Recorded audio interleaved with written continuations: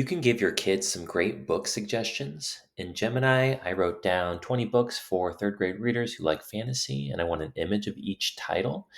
And this makes a great list I can share on Google Docs or I can print out. So just before we go to media, they have some great books to look for while they're there.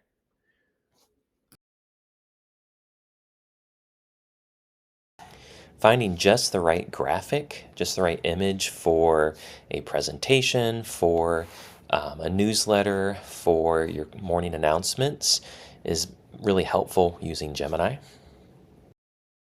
So I have a standard here that has to do with mood, and I can find different pictures that go along with the mood that I want students to create using sensory details. So here is a welcoming cottage in the middle of the woods, and just a couple changes of that phrase will allow me to have a completely different feel to this picture that I can then include in a writing prompt.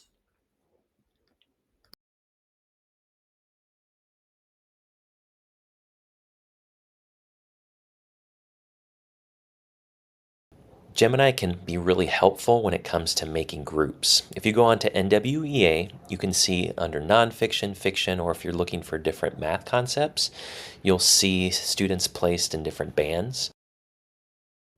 So this is the NWEA format, but I put a bunch of actor names in each of the different categories.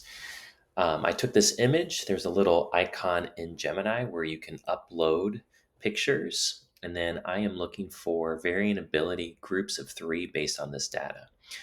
This was really quick. I know we can do this in our heads or just take a piece of paper out and equally space out these different groups, but this tool just makes things a little bit more efficient. So again, there's the icon.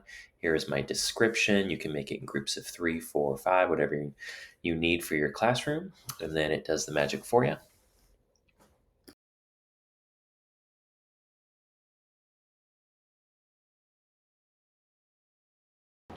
Gemini can make your morning announcements a lot more fun. You can make riddles, you can make age appropriate jokes, you can create unique images for your morning announcements or for a presentation. So here I am looking for a riddle for a fifth grade audience. There is a refresh button, so it should give me another response if that's not what I'm looking for. But there's just a lot of ways to engage your students. Gemini can be really helpful in differentiating different reading passages. So if you're sending a tier group out to work with our amazing IAs, you can always take the same passage and type what lexile you want it to be written in. Or you can ask it to make a writing prompt that goes along with whatever standard that you're teaching. So the standard has to do with folk tales. I want it to be 3 paragraphs long just for the limitations and how much time the students will be out there at a lexile of 350. But I can always change that to the end of the grade level, which I believe is around 500 for maybe third grade.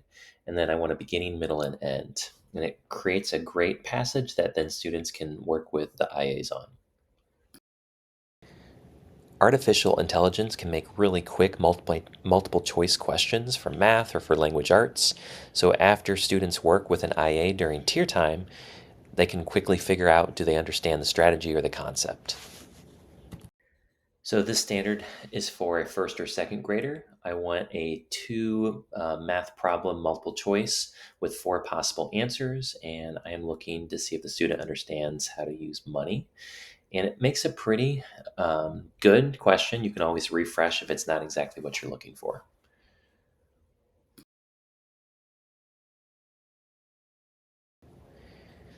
By typing in the entire standard into Gemini, you can ask it to create very short, learner driven statements that saves you a lot of time just standing in front of the whiteboard as you're writing down your learning intentions.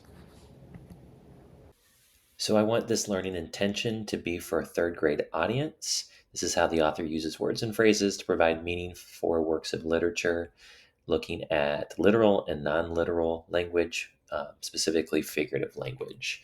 And it'll give you a couple suggestions, and a lot of them are just a good starting point for you to write your learning intentions, but sometimes they're good enough to write them on the board for your students.